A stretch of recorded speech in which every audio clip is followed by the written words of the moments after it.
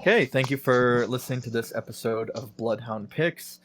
We're doing something a little different, I think, starting with this episode where we are switching from weekly to monthly. And I mean, you should all be excited because we are producing the same type of content. Nothing's really changing, but instead, we're just giving you a big old lump sum once a month instead of 4 times a month or 5, depending. But our Horror Not Fear campaign is still going to have its own episodes.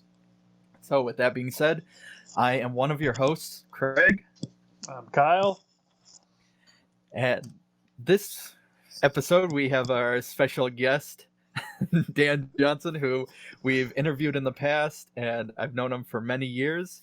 And yeah, Dan. Hello, everybody. You can't see this over radio, but we were trying to figure out how I guess I would introduce myself and who would do it. Hi, I'm Dan. I do theater. I love art. I've known Craig for a long time. Hi. We're excited to have him, and we actually part of this episode is we did a review on Dead and SudBuried's SudBuried, right? The film festival. And we had Dan come in, and he gave a really excellent review for 2 of the movies, and one is an amazing review that you should definitely check out. But yeah, we're going to talk about those as kind of part of our screener spotlight and go from there. So again, we talked about Dead and SudBuried's film festival, where the movies that we received were, I guess we can each go through the ones that we specifically watched. We did something different where instead of all of us watching the same ones, I took on 3, Kyle took on 3, and Dan had 2.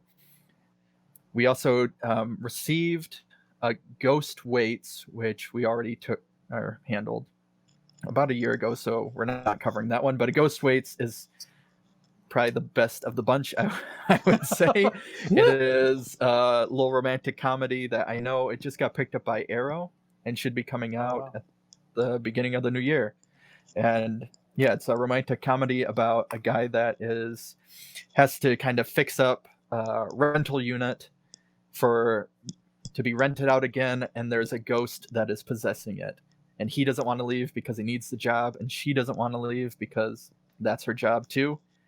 And that's kind of considered what Ghost meets Beetlejuice. I think that's the marketing behind it. And yeah, it was a lot of fun. It's black and white.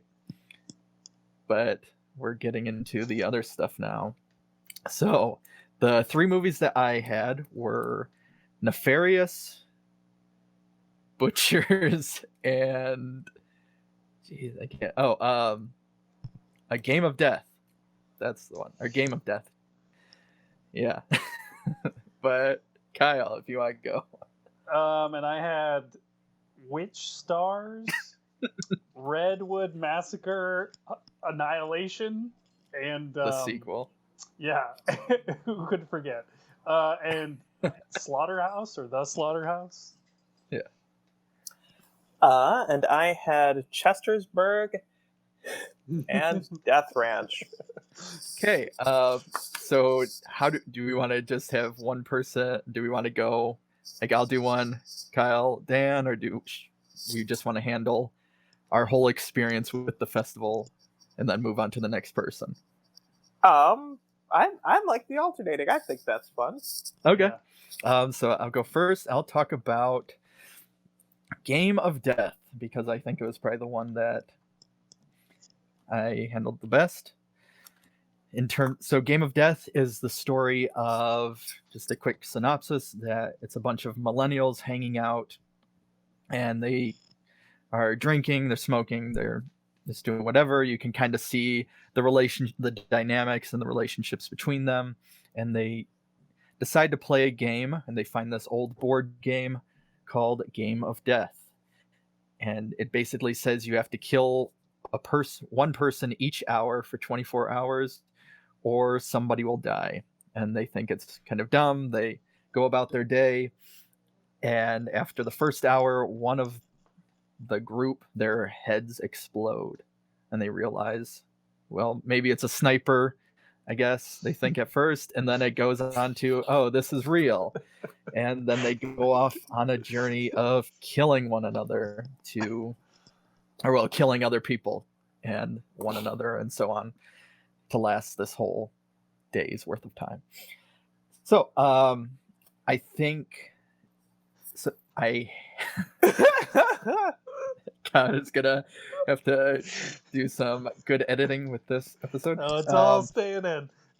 Yeah, so I have a love-hate relationship with game-type horror films. You look at, the more recent one was Escape Room, which was fun despite all of its flaws. There's Ready or Not, which I really enjoyed. Again, it's fun. There's the Saw movies, which I think we've talked about on this series. I know Kyle and I have talked about, where I have, again, a love-hate relationship with them, where I'm very fascinated with the Saw series, and then I'll watch it and find myself unfascinated. But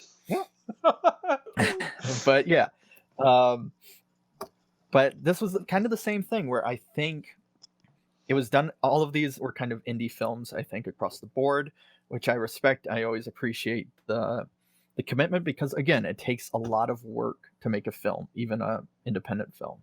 So for that, I'll give credit, and I'll say all those things.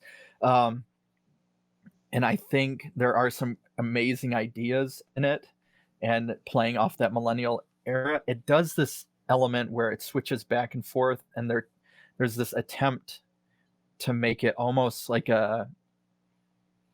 somebody I think I phrased it in our review, which you can also read if you'd like, where somebody watched a knockoff of a Terrence Malick film, where it's like they're trying to do these visual poetry these visual poetry elements and all of that, and I love that. I love, I've talked about before, I love mumblecore. I love the horror equivalent, mumblegore. I'm all for it.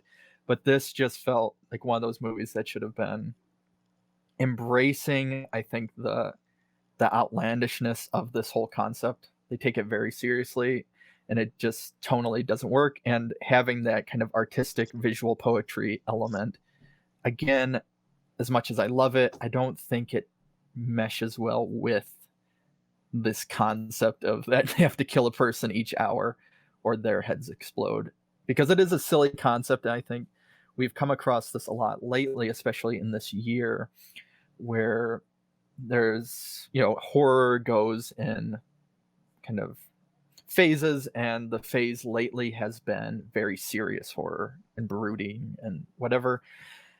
And some of these movies and some of these concepts would almost work better if they embrace that humor a little bit. And I think that's where it kind of falters, in my opinion. Somebody else could watch it and absolutely love it, and that's fine. But yeah, I felt like they should have embraced the silliness of it, because it is silly, but there are some genuine moments, and there's some great kind of effects and kills and gore. I think that's great. But yeah, that was kind of my experience with Game of Death, and it has nothing to do with the Bruce Lee movie, in case anybody is curious. But yeah, based on that too, it kind of brings that issue, because there's so much content coming out that obviously films are going to have the same names and things like that. But I feel like Game of Death is one of those titles that is just so because it was Bruce Lee's last-ish movie they couldn't complete, and it's infamous, and people have parodied it and homaged it and done so much with it that using the title, I don't know, it kind of sets it up for failure. It's like naming something Taxi Driver, or choosing some very well-known film like that. If Joker could have gotten away with it, it would have. Yeah. Okay, so Kyle, pick your first. Okay. I guess we'll talk about Redwood Massacre Annihilation. Which I haven't seen Redwood Massacre. So... I heard the first one was actually for a low budget horror film. It was decent. Yeah. As we were told by Jim McLeod of Ginger Nuts of Horror, he said Said it was He told decent? me the first one was decent enough. Okay, well, this one is, I guess, kind of picking up right where that one left off. It's starting at the end of a massacre of these college kids somewhere. And then we kind of jump, I don't know if it's 5 years, we jump in the future. And one of the kids' parents is now like a renowned true crime author who's written about the massacre that happened and is wants to find out who killed his daughter. And this guy who is a psycho killer that you see kill some people goes to his book signing and says, I know where the massacre happened and I know who the killer is. Just trust me, come with me, basically. And his other daughter, Danielle Harris, tries to talk him out of it, and eventually they agree to go with this guy who they shouldn't go with to this sort of military compound, weird place. And obviously this guy, has bad intentions. And they meet up with like 4 friends who, I don't know if these people are from the other movie, so this is all, Okay. But so they have these 4 friends come that are like, well, our friends are going to come with us because we don't trust you, the shady killer guy.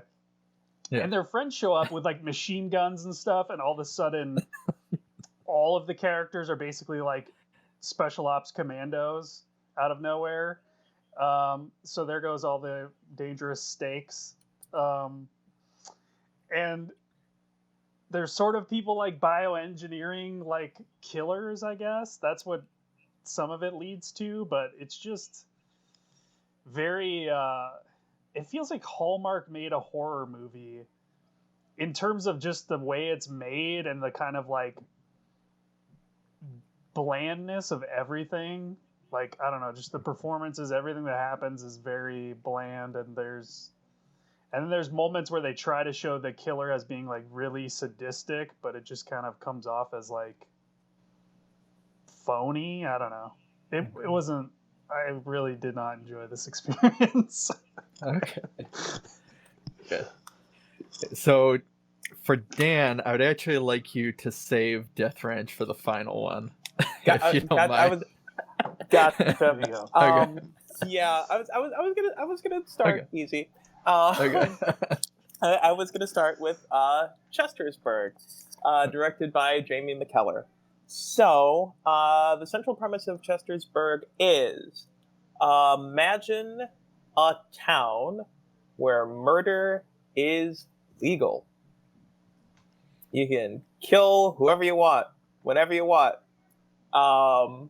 That set in Yorkshire, England, is basically the premise of Chestersburg. There is a guy named Chester Mapleforth. He becomes fabulously wealthy and decides that he wants to create a town where he can kill people. So that's what he does. He annexes Chestersburg from the rest of England and creates a community in which murder is, to quote the movie, nice.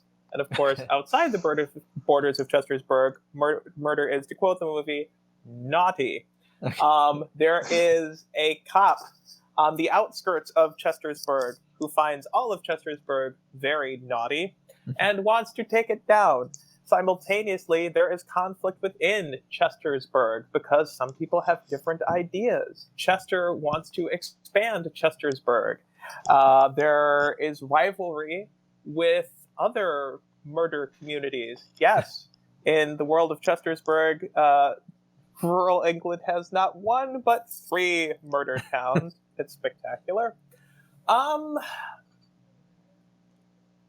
Easy. I guess the overall way I would describe Chestersburg is easy. As I said in the review, it's not a movie that's designed to make you think. This is not a movie that has any sort of deep psychological exploration of murder or anything else. This is not a movie that's trying to necessarily get by on how tightly it's plotted. This is not a movie that's necessarily trying to do anything to explore, I guess, the socio-cultural ramifications of anything. It is literally just about Here is a concept. We have some actors. We've got some spectacular physical effects, and we've got some really goofy jokes. Some of them are gross out jokes, but not even, again, huge gross out jokes. They're gross, but I guess my sort of baseline is, if you can sit through, say, Cannibal Holocaust, a John Waters movie, or a Diozio Tom, you'll be able to get through Chester'sburg just fine. There is something, I think, to be said for any kind of art that knows the level at which it's trying to approach and engages with it as fully as possible. The performances are ridiculous and over the top. They know that they're ridiculous and over the top. And some of what to me is kind of delightful is to watch actually people be able to alternate nuances while being simultaneously over the top. The lead character, played by actor Andy Love, Chester Maplefort, he's ridiculous throughout, but sometimes he's genuinely menacing, and sometimes he's genuinely warm, and sometimes he's genuinely intimidating while being ridiculous throughout. I absolutely respect those kinds of performances. This is a movie to like sort of sit down, turn your mind off, enjoy some, especially considering the budget, pretty great practical gore effects. And yeah, have a good time. This is a good time movie. It's definitely the kind of movie that would be really easy to compare to other movies. And I'll refrain from doing that because I don't want to say, well, it's like this but not as good. It's like this but not as good. It's like this but not as good. Because again, I wouldn't consider this an amazing movie, but it's certainly a fun one. If you, like me, enjoy watching people with English accents behave ridiculously, and also enjoy a good disembowelment, then yeah, Chester'sburg is definitely the movie for you. Great. No, from the reviews, it sounded like Chester'sburg at least is one of the ones that embraced, I think, the humor a little bit more from how you explained, Dan. And then, yeah, I wanted to and actually check that one out. So my next one that I will do, I'm kind of going in order, I guess, of my criticism on the reviews. So I will go with Butchers. Butchers. So Butchers is about a family in rural America that find kids driving on the side of the road or whatever, and then they kill them. They capture the females, which they use to impregnate and continue their line of redneck hillbilly, inbred people, like Wrong Turn. Again, I kind of agree with Dan of not wanting to explain those movies, but again, it is one of those things about that kind of plays by that book. Wrong Turn, Hills Have Eyes, Texas Chainsaw, so on, of just being a backwoods horror film. So we open with a couple who are out, and it's in winter, and I thought this would actually kind of bring a nice some diversity to it, being in winter, but then it quickly jumps to summer after the boyfriend, I guess, is killed and the girl is captured, and we shoot to 9 months later in the summer, and she's pregnant, chained up in a cage and stuff like that. And so then we get to 4 college kids in the summer driving through, and the car kind of breaks down, and they obviously on rural paved road, and they have to get to a gas station that they saw a couple miles up. And so there's the couple there's some issue between them, as we know, and so she doesn't want to go with him, the final girl, and him and the other girl or woman go off to this gas station, which is owned by the butcher's family, and they also hook up and stuff like that. So obviously he's not a good boyfriend. And then there's another male character. And then what we get for the most part is part of my review I really talked about. There was this kind of interesting approach that then they would drop a lot, was instead of, you know, giving us more of just, I think they're trying to, instead of giving us this, the generic, okay, here's your tropes and let's just watch the carnage, basically. It was like supposed to delve more into the minds of this family, which if they continued that way, I thought it might be, you know, it'd give us something different that I think would be kind of interesting, at least seeing the psychology and all of that of making this intimate character study piece, you know, in, I guess, a backdrop of these kind of backwoods horror films that are known so well.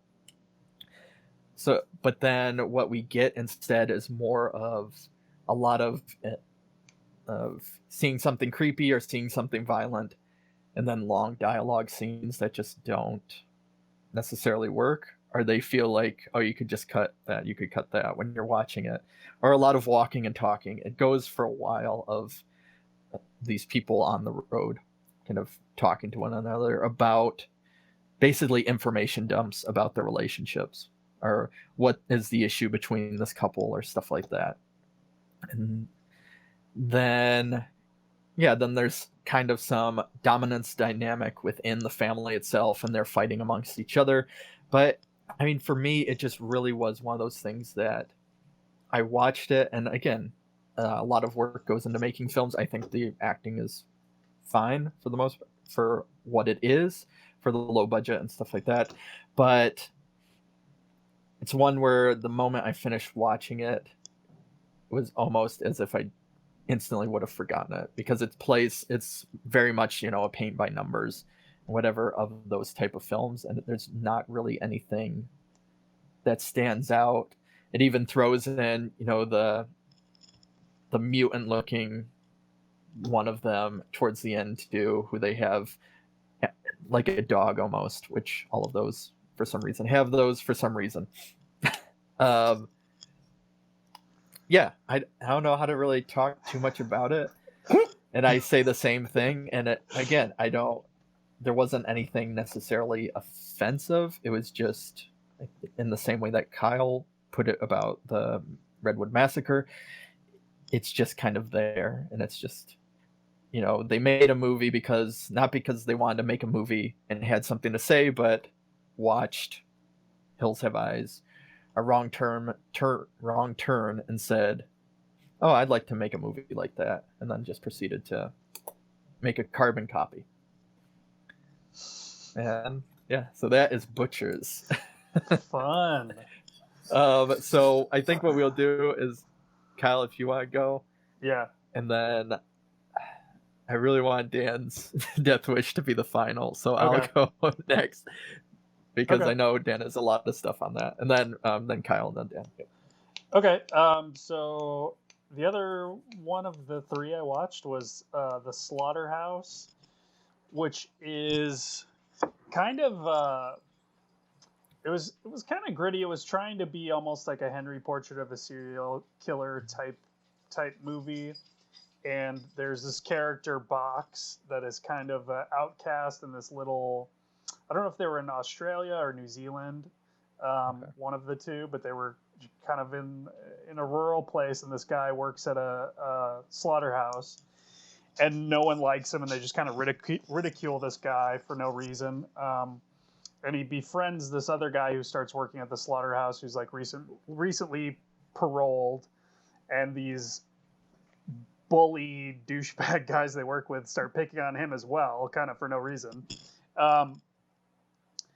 And so it all builds to these bullies picking on them, and they finally decide, and you can kind of see why, to go beat up the kind of head bully guy. But Box urges his friend to go further and kill this guy, and you realize that Box has killed people before, and this is what he likes to do, and he is this kind of just deranged person, and he's kind of not blackmailing, but he's influencing his friend to go with him as he kills other people, and it creates a weird kind of tense, interesting relationship between them. But it never really it doesn't really have the psychological depth to give you anything new about the idea of kind of a documentary, realistic look at like a serial killer. Like there is like one scene with Box frequenting this prostitute, and he can't perform, and then he wants to watch her pee, and it feels like it's going to be a scene, you know, where we see something deeper about what's going on with this guy's psychology. But that's kind of it. So it's just kind of this anticlimactic attempt to put some sort of psychology in there. So it's interesting. It's not bad. It just kind of,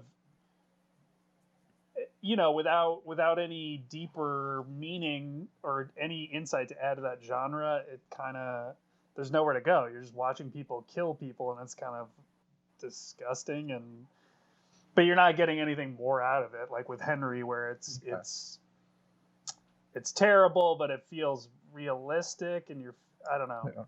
Yeah, so it was okay. Okay.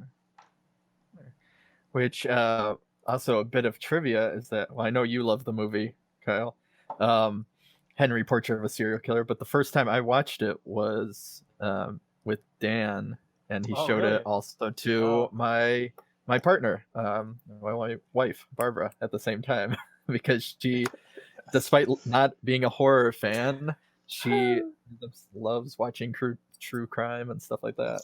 So Yeah. I similarly love, I mean, it's a weird way to put it. But Henry, Portrait of a Serial Killer, it is, I can't say enough things about that movie. And So that good. was an experience that we had, wasn't it, Craig? yeah.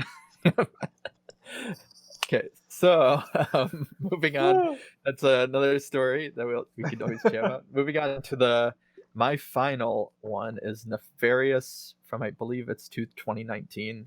There's a couple movies titled Nefarious when I was IMDbing things and stuff like that are all kind of came out around the same time. So Nefarious, the plot itself is about it's in England, about a group of young people that are, you know, down and out and living in the English projects, and they decide that their boss or one of their coworkers, his brother is wealthy already and just came across a large bunch of money through, I believe it was the lottery type of, he won a bunch more money, and they decide to go rob this guy. And then as they're robbing him, are going to be a part of this, it becomes like what was that, Don't Breathe type of scenario, where they kind of get trapped in the house, and he's, you know, sadistic and all this stuff. That's fine, whatever. I love British crime, gritty British crime thrillers a lot. I have a fondness for Don't Breathe just because it's set in Detroit, and I know a lot of the areas, and most of my family's all from there and stuff like that, so I have an attachment to that in that sense.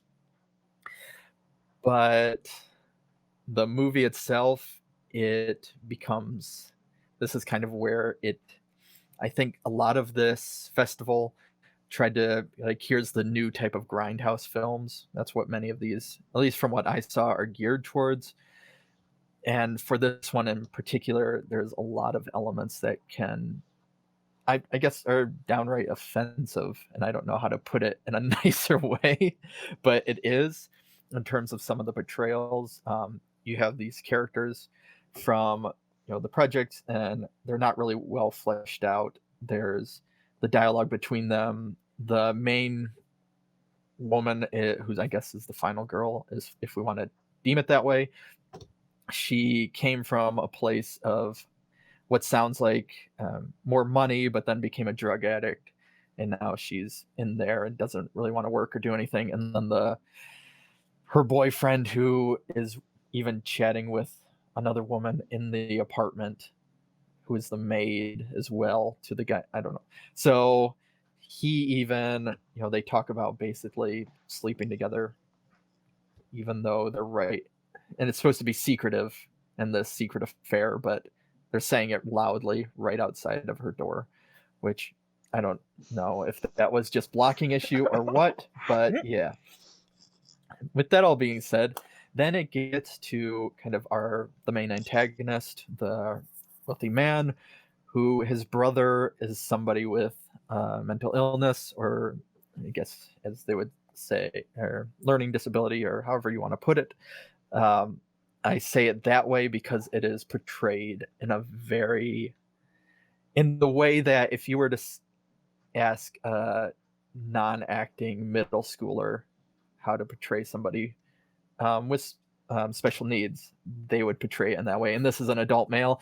And I even remember having a conversation afterwards about it and saying, well, maybe there's some issue with the actor himself. But I made sure I watched other videos of the actor, stuff like that. He is a full functioning adult, I guess.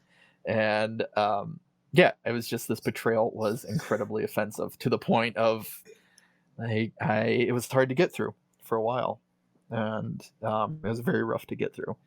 And that's probably one of the worst reviews that I've ever given, which may say some. I don't know if it says something or not, but yeah, I didn't really care much for it just because of that. It instantly turns you off, and the movie itself just kind of plays, I guess, like you would expect. It's also some of the structure elements.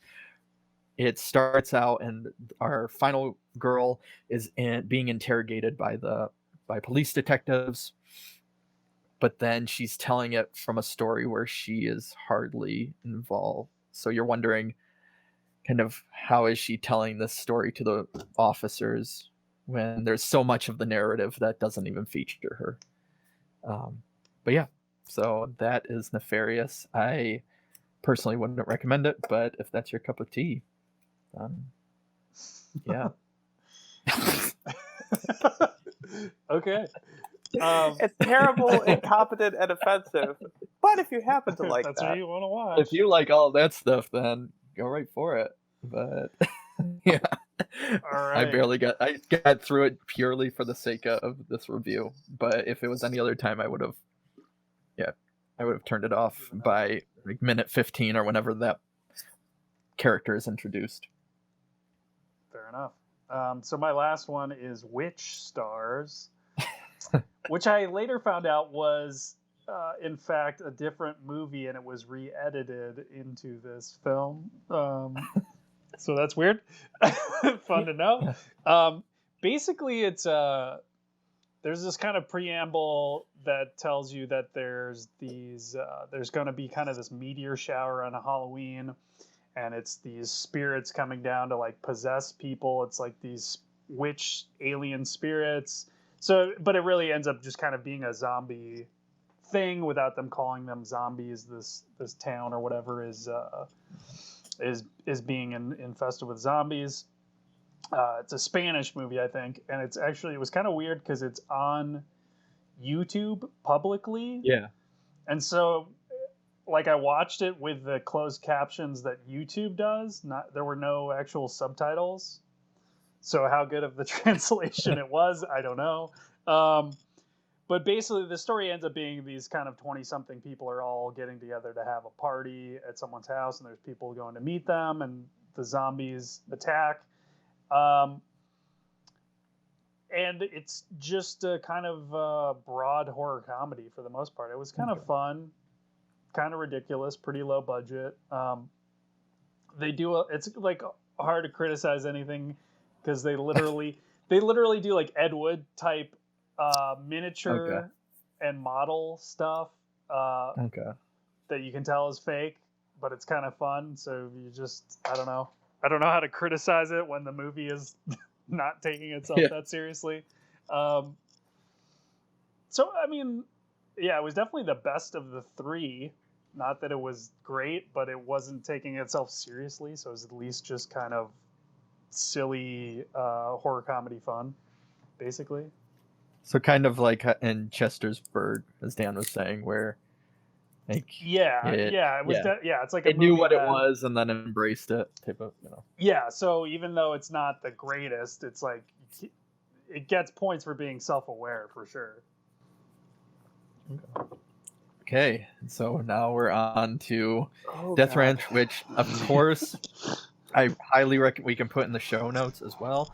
I highly recommend for you to read our complete review just for the sake of Dan's rant if he doesn't get to all of it in this, as he's taking a big drink of Here we energy drink. go.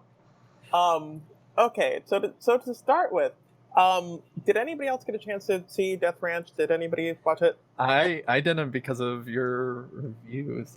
Same here. Yeah, it was so bad. I was like, I'm just gonna trust him.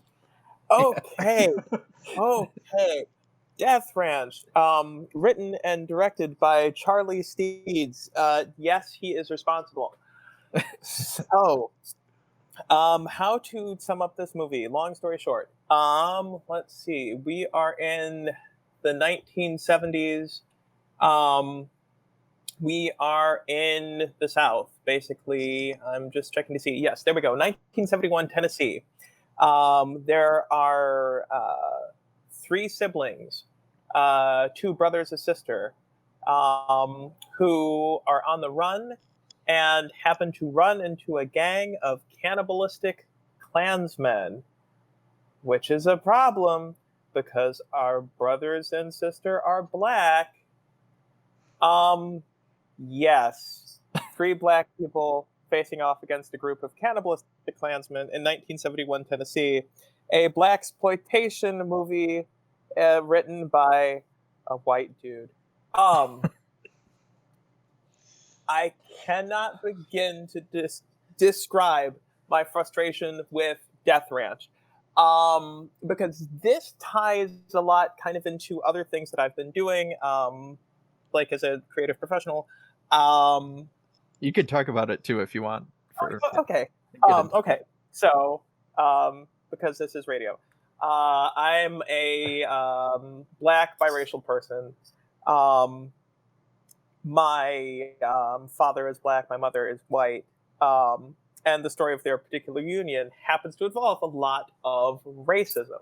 Also, in my work in the Michigan theater community, I've been specifically engaging with anti-racism, which is basically trying to get Michigan theaters, predominantly theaters that are run by majority white people, to recognize the ways in which the way that they produce and create art has been exploitative towards people of color. I'll use the term BIPOC, Black, Indigenous, people of color, or Latinx artists. And one of the main things that it is hard to get white artists to recognize is that if you are going to tell stories that center the experiences or that center the history, or specifically in regards to racism in the United States and the Ku Klux Klan, center the trauma of Black people, then whether you like it or not, you are going to be judged basically on how well you succeed or how well you fail. While not being a person who wants to necessarily say, okay, you as an artist can't touch this, you as an artist can't work with this. It is absolutely the right of those people whose voices you're attempting to channel, I would argue in Death Ranch's case, to exploit, to say, no, this is actually offensive. This is actually pandering. This is actually trash. As I said in the review, I don't know necessarily who this movie is for. I can tell you it's not for Black people. It is a blaxploitation movie, sure. But it's a blaxploitation movie that seems very much uninterested in engaging in any kind of Black cultural specificity. Like, you could watch Death Ranch as like, oh, it's a Blaxploitation movie. Well, what about it makes it Blaxploitation? Because it sounds like a Blaxploitation movie. Okay, but what does that mean? Well, it has Black people as its leads, so therefore it's got to be for Black people. No, but these are very generically written Black people. You've got basically their archetypes. There's the guy on the run from the law. There's the quote unquote slightly more spiritual older brother. There's the sister who's a woman and she's Black, so empowerment.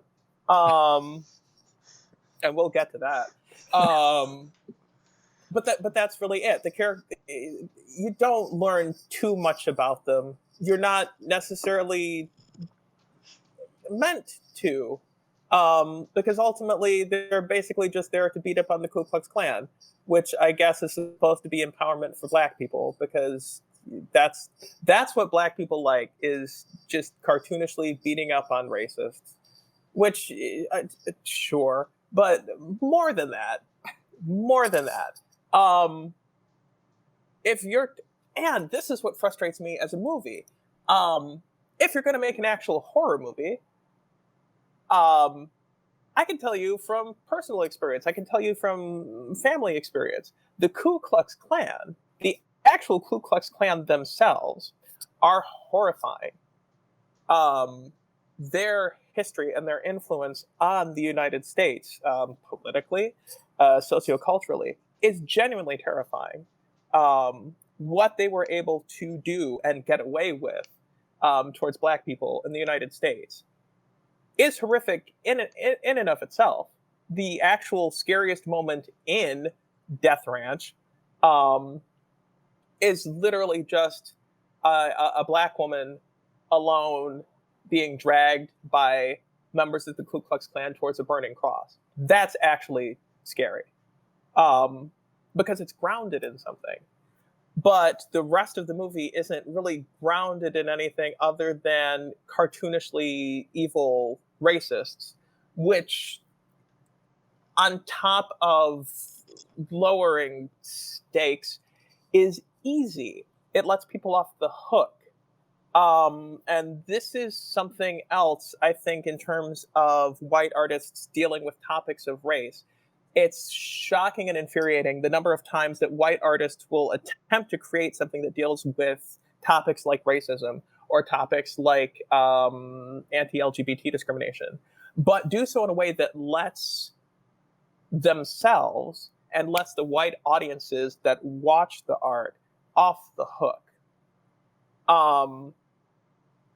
And again, while not saying that artists can't do whatever they like, I have a very hard time as a Black person watching a movie that's on paper a Blaxploitation film, but not really. On paper, a movie that is about Black people, but not really. On paper, a movie that's about race, but not really. Watching that, knowing that a white person created it, and thinking, okay, well, any white person who sees this movie is going to want to say, oh, hey, look at that, because racism isn't a problem.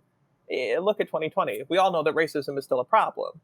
But by putting it in such a ridiculous and farcical context, it allows that degree of separation, which I think removes the necessary step of interrogation that I would argue is required when talking about these kinds of issues. Because it's looking at it and saying, well, I'm not like that. So. Right. Yeah. I'm not like that. Okay, but nobody could possibly be like fucking this. Oh God, sorry. Is this a child's podcast? No, it's not. You're fine. Okay, fuck. You could swear. Yeah, don't worry. I'm not like this, but I would argue that saying that these movies help, movies like Death Ranch help, yeah, no, but they're actually part of the problem, because you're basically using Black people and Black dramatic aspects of Black history to sort of get your storytelling rocks off. And you could make the same argument for something like Django Unchained, but at least Django Unchained at least somewhat attempted to engage with the actual history of slavery in the United States. I wouldn't say that it's a perfect movie, but I think it tries a lot harder than Death Ranch does. On top of which, if you're going to lean into exploitation, that's one thing. But if you're going to lean into exploitation within a particular highly racialized context, and then as a white person create this sort of very exploitative context and ask Black artists to participate in it. Spoiler alert ahead, because I don't care. The fuck pit sequence. There's a sequence in which our hero, Brandon, goes to rescue his sister, Angela, from the fuck pit, because since she's both Black and a woman, it's not enough for her to be terrorized, brutally murdered, and eaten by cannibalistic Klansmen. She's also going to be raped first. So he goes down into the pit. You get to see the sequence of Angela tied down to a filthy mattress with a Klansman on top of her. And of course, the Klansman is cartoonishly about to rape her and cartoonishly making crude comments about lube. So that was the point of the movie where I tapped out, where similarly to Craig, like if I did not have to continue watching this goddamn movie, I wouldn't have. Because on every single level, you as a white artist are asking a Black actor to experience the sort of cartoonish brutalization. You as a white male artist are asking a Black woman to perform in this kind of sequence. What consideration are you giving to, say, a Black woman who might watch this movie? And this is, again, what I mean about whose perspective are you centering? Because I do think that whether we like it or not, as artists, as creatives, we also always have to have this idea in mind of who exactly is going to be watching what we create. And I would argue that any creative individual who was actually considering Black people as, again, this is quote unquote a Blaxploitation movie, it's claiming to, would consider the impact that a scene like that would have on the person performing it, on people watching it. And that consideration is absent. And then, dramatically speaking, it doesn't even quote unquote work, because the Klansman straddling Angela makes reference to, oh, well, get out of here, such and such. You know, you already had your turn. Oh, so Angela has already been raped. Our hero, Brandon, isn't even stopping, quote unquote, the worst from happening. It's already happened. Which, oh, well, it's just a movie. Oh, well, but don't present something in a movie if you don't want someone to think about it. And it's just such a weird choice. It's a weirdly dramatic choice, but you want to have your cake and eat it too. This movie wants to do that left, right, and center. And it was at that point I'm just like, oh, you literally just want Black people to play around with. You literally just want a Blaxploitation story to play around in because you know it's cool, because you know it'll sell. You won't even have the decency to, I guess, commit fully to exploitation. which again is a very odd choice to make in a movie that's as racialized as Death Ranch is. And while I would be similarly appalled if it was fully exploitative, I would at least give credit for, okay, you are intentionally trying to push as many boundaries as possible. But this movie is even scared to do that. Which it should be, because it knows on some level that it could get in trouble for doing what it's trying to do. I fucking hate dishonest movies. I hate dishonest movies. I cannot. One of my fundamental problems in art is art that presents itself as trying to be one thing when it actually wants to be another thing.